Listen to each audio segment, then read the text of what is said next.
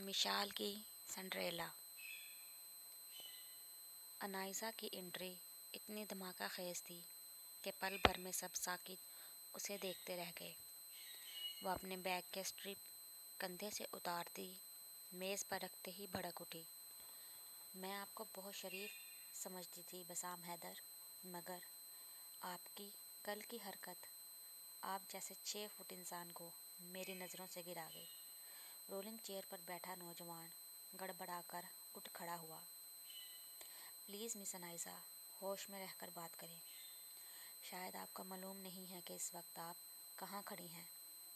दोनों हाथों को मेज़ पर टिकाए उस शख्स ने एक तायराना निगाह सामने सोफे पर बैठे 2 आदमियों पर डाली और फिर दबे लहजे में गोया हुआ था।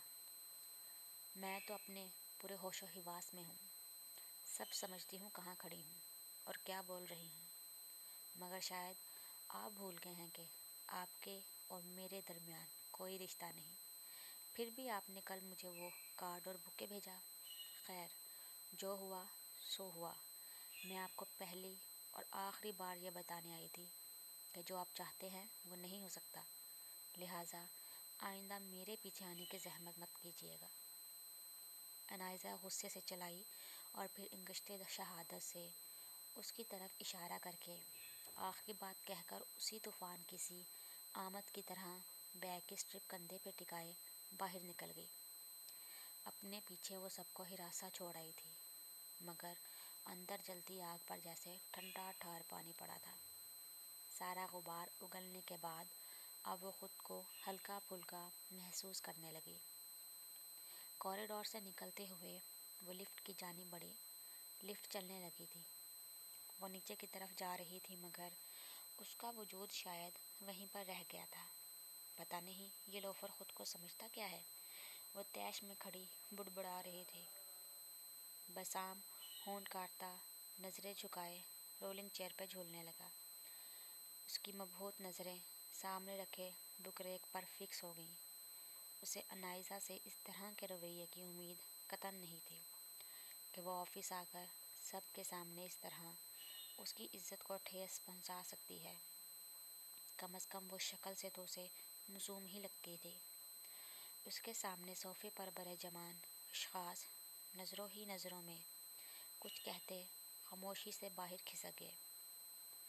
बसाम ने उठकर उन्हें रोकना चाहा, मगर सुनी अनसुनी करके वो रुकने पर आमादा नहीं हुए। शेल्फ पर रखी किताबों को तरतीब देते हुए इशफाक अहमद की किताब हाथ से फिसलकर ज़मीन बोस हुई। उठाते हुए बेख्तियार ही उसकी निगाह खुले सफ़े पर ठहर गई। ज़िंदगी से प्यार की इजाज़त दरकार है। वो अभी इन चंद सत्रों की गहराई में उतरना ही चाह रही थी कि शुमाइला दखल अंदाज़ी उसे जहर लगी। अनाइज़ा, ये इतने प्यारे गुलाब के फूल यहाँ मेज़ पर क्यों पड़े हैं? ऐसे तो ये मुरझा जाएंगे। मैं इन्हें निकाल कर पानी में रख देती हूँ। खबरदार, जो इन्हें हाथ भी लगाया, मुरझाने दो इन्हें यहीं पर। कोई ज़रूरत नहीं है इतना संभाल कर रखने की। अनाइज़ा किताब रैक में रखते हुए बड़ी बेरहमी से बोली।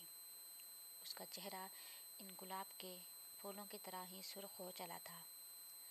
भला इसमें इन नाजुक से फूलों का क्या कसूर है? वैसे भेजे किसने हैं? शुमाइला बुके नाक के करीब करती बोली। इससे तुम्हें क्या मतलब? छोटी हो तो छोटी ही रहो, ज़्यादा अम्मा दादी बनने की ज़रूरत नहीं है। निचले रैक में से किताब निकालते हुए वो डपटने के अंदाज में गोया हुई। सिर्फ 3 साल ही तो छोटी हूँ और ये इतना कोई फ़र्क नहीं है। सब जानती हूँ, सब समझती हूँ। बस घर में सिर्फ एक आपको ही शौक़ है अकेले सबका बोझ कंधों पर उठाने का, और ऊपर से आप मेरे ट्यूशन्स के कमाए हुए पैसे भी नहीं लेती। शुमाइला ने बुके टेबल पर रखते हुए खफकी से कहा, तो अनाइज़ा बुक्स वहीं छोड़कर बेड पर बैठते ही हरसान से बोली।